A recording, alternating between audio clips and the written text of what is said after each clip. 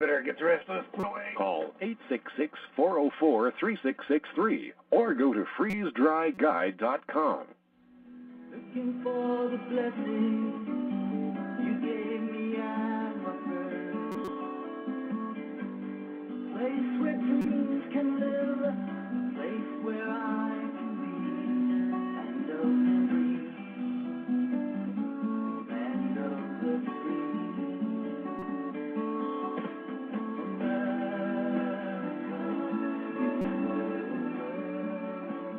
Welcome back to Tea Party Radio. This is your host, Dale Robertson and David Toy. Our parent organization is teaparty.org.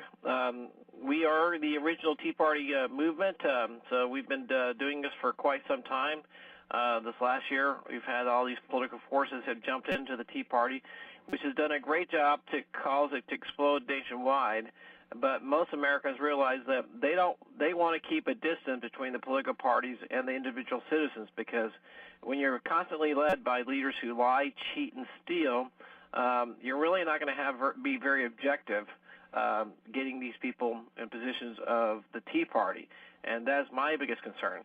The Tea Party is being co-opted by these groups. But our goal is to restore our nation. And just like Brian was talking about, the fact that there are some questions that is concerned about people in power, that we were talking about the Trojan horse or whether Barack Hussein Obama is a legitimate citizen. I don't know. I mean, I think the courts have a responsibility, a constitutional responsibility, when those questions are raised, to verify and bring them to the court so the American people can ensure that they are being evaluated properly. We are not having that, and we're not having the media that are willing to go out there and put it on the line. And if you do address it, you're called extreme, radical. I think that today or yesterday, the other day, that you had President Clinton, ex-President Clinton, basically called the Tea Partiers violent. And so they're basically putting a seed into the mind of every American that we are extreme. In reality, we're not extreme. We're just reasonable Americans standing up and raising questions about the direction our country is. And because we're raising questions, we're all of a sudden we're violent. We're a Tim McVeigh or something like that. And I don't think that's going to work with our nation. I think most people, the Tea Party represents about 60 million Americans right now. And so we need to take back our nation. So, and I just asked you what you thought, Brian. What are some other things that are concerning you yourself? Some other things that are concerning to me is that everything that I always enjoyed in this country is starting to disappear. All these things that used to be good, but the economy keeps getting worse on a tumbling spiral. It's like when I keep buying food, the quality of the food, the packaging, the quality of stuff's going down. And when I buy laptops, they always break very quickly, so I have to keep calling tech support India or another country, and I have to keep getting it fixed, and then they fail to fix it right, so then I have to buy another laptop. Ever since the economy's been going down, what concerns me is that things are breaking very, very quickly. The quality of products isn't what it used to be. May I ask how old you are? You sound a very bright man, and like you've done spent a lot of time observing and researching. How old a fellow are you, Brian? 19. Very good. Well, we need the youth of this country to get involved and find out what's going on. And I congratulate you on doing that, because if they don't, this country is going to hell in a handbag. That's one of the major problems we have is with the government educational system and kind of brainwashing our youth. I know I homeschooled my son 2 years ago when he was in the 7th grade. But again, it was government-mandated material, and some of the stuff on there was just incredible. His first art assignment was to furnish examples of Muslim art. And I called the teacher. I said, "What do you want? Pictures of a burning building?" But and I'm not throwing rocks at the good American citizens that are of the Muslim faith. And of course, Barack's administration wants to ban the phrase Muslim extremists. Well, I think we need to differentiate between those who want to blow us up and kill us and those who are legitimate American citizens, peace-loving like the rest of us. And, there's the Muslims, and then there's the Muslim extremists. And one is thoroughly dangerous, and we need to be able to tell them apart. But anyway, I congratulate you on actually taking time to find out what's going on around you and then getting involved.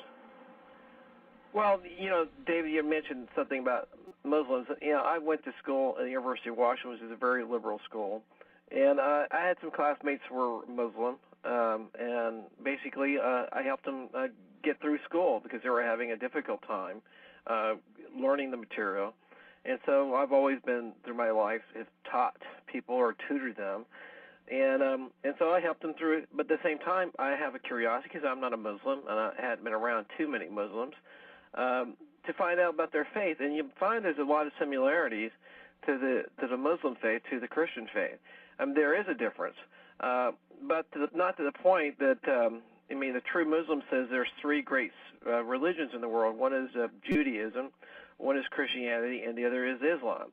And I may not agree with your perspective, but doesn't make me a mortal enemy to the point that I'm to be marginalized just like the politicians do and to be killed.